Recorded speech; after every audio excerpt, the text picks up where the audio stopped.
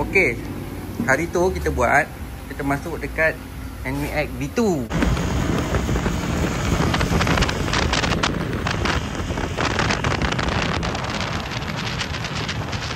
V2 ni rim NMAX. So bila nak masuk kat V2 renyah sikit lah. Kita kena lay tapak disk, belakang kena masuk NMAX punya hub. So kali ni kita nak tengok adakah rim daripada Mars Rider ni PNP ke payah nak pasang. Okay, so sekarang ni cerita ni tayar ni akulah menggatal. Patutnya boleh je pakai 110 Standard apa?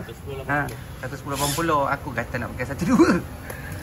So sekarang ni bila rim dia dah 3.5 dengan tayar 12, dinding dia dah tebal. So first kali kita nak check sangkut tak magat.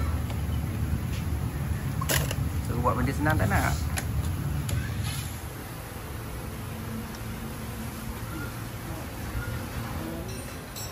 So kalau tengok daripada fork dia dengan dia punya T dia, dia macam model NMAX V3.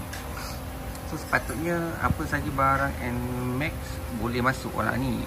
Tapi tak apa, kita try dulu. Okay, jom kita pasang. Kita yakin je ni. Kita yakin je ni.